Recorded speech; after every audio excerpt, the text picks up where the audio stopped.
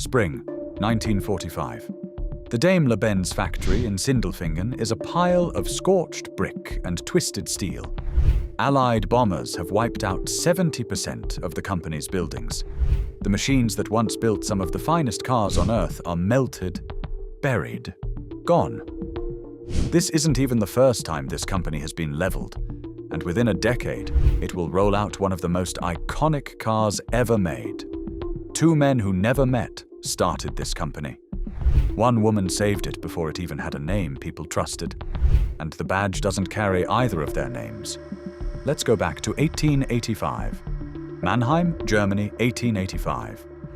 A quiet, methodical engineer named Karl Benz is trying to solve a problem nobody had cracked yet. How do you build something that moves under its own power? No horse required. He builds a three-wheeled contraption with a single-cylinder engine, and in January 1886, he patents it, the Benz Patent-Motorwagen. Most historians call it the first true automobile. Top speed, about 10 miles an hour. Only around 25 were ever built, and not a single original survives today. Every one you'll see in a museum is a replica. Almost nobody knows the twist. At the exact same time, 60 miles away in Stuttgart, another engineer named Gottlieb Daimler, working with his designer Wilhelm Maybach, was chasing the same idea. Two men, two workshops, one breakthrough. Daimler and Maybach actually got there first in a strange way, mounting their engine on a wooden two-wheeler in 1885 and building what's now recognized as the world's first motorcycle, with Daimler's own teenage son as the test rider. As far as anyone can tell, the two inventors never once crossed paths. Remember that. It matters later. Benz had built the world's first car, and nobody wanted it. It was slow, strange, and people were genuinely afraid of it. Even Benz had lost faith. Then his wife, Bertha Benz, quietly changed everything, without asking his permission. In August 1888, Bertha took the car and her two teenage sons on a 66-mile drive from Mannheim to Pforzheim, the world's first long-distance road trip.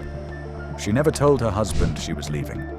When fuel ran low, she bought a solvent called Ligroin from a pharmacy in Wiesloch, now considered the world's first gas station. When the brakes wore out on a hill, she had a shoemaker nail leather onto the brake blocks, essentially inventing the brake pad on the spot. A clogged fuel line, cleared with her hat pin. A bare wire, insulated with her garter. She made it.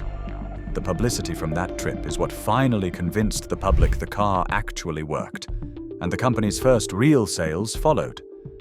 Without Bertha Benz, there may be no Mercedes-Benz story to tell at all. That same stretch of road is still drivable today, officially designated in 2008 as the Bertha Benz Memorial Route, a signposted scenic drive through Baden-Württemberg that car enthusiasts follow every year. So where does the name Mercedes come from? Not engineering and not a founder. A 10-year-old girl. In 1901, an Austrian businessman named Emil Jelinek was racing Daimler's cars under a pseudonym, his daughter's name, Mercedes. Jelinek bought and resold so many vehicles that he had real leverage. And he used it, telling Daimler he'd place a massive order on one condition: name the new line after her. Daimler agreed. The Mercedes 35 horsepower debuted that year, so far ahead of its time that rivals called it the car of tomorrow. A businessman's leverage and a little girl's name are why the world's most recognized car badge says neither Daimler nor Benz. You know the three-pointed star. But Gottlieb Daimler never saw it become a logo. He died in 1900, a year before the Mercedes name even existed.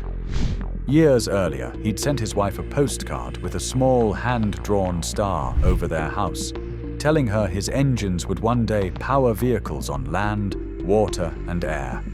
That star sat in a drawer for almost a decade, until his sons, Paul and Adolf, registered it as a trademark in 1909. The 3 points were a promise their father made and never lived to keep himself. For 2 decades, Daimler and Benz stayed fierce competitors, both surviving World War I both converting factories to military production, both emerging into a Germany crushed by hyperinflation. Fighting each other now risked killing them both. So on June 28, 1926, Benz and C and Daimler-Motoren-Gesellschaft merged into Daimler-Benz AG. Every car from then on would carry both names, Mercedes-Benz. Two men who never met in life were now welded onto the same badge. It should have opened a golden age. Instead, it was the calm before a much darker storm. Through the late 1920s, Mercedes-Benz built a reputation for luxury and power. Then the Nazi Party took control, and the company's history took a turn it has never fully walked back. Adolf Hitler personally favored Mercedes-Benz, riding in open-top models at rallies broadcast as propaganda. As Germany armed for war, Daimler-Benz became a critical military supplier, building aircraft engines, tanks, and components for the V-2 rocket. This is the part the company no longer hides from.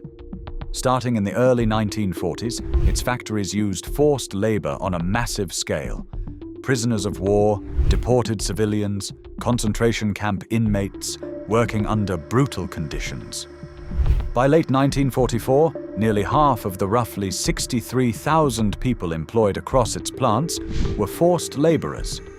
It took the company until well into the 1980s to formally acknowledge that history and begin paying reparations. That's part of the badge, too. Then came the bombs. Daimler-Benz's factories across Mannheim, Untertürkheim, Sindelfingen, Stuttgart, and Gaggenau were hit over and over until the entire manufacturing base was leveled. By Germany's surrender in May 1945, there was no functioning factory left, no stable currency, a country in ruins. This is where we started, and by any measure, this is where Mercedes-Benz should have ended. It didn't. Former employees cleared rubble by hand within weeks, before Germany even had a government.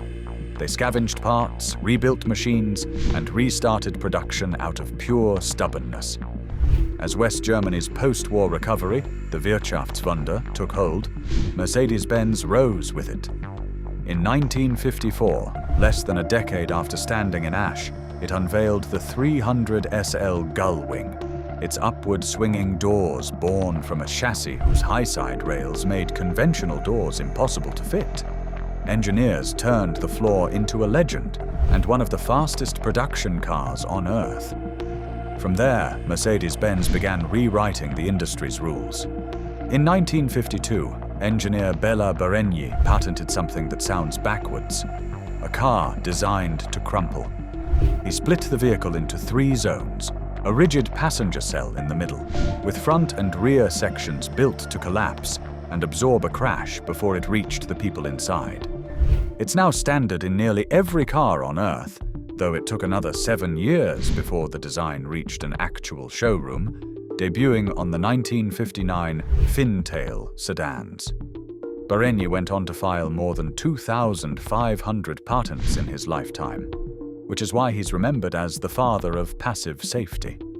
Mercedes-Benz went on to help pioneer anti-lock brakes and airbags, turning a brand once used for propaganda into one now synonymous with keeping people alive.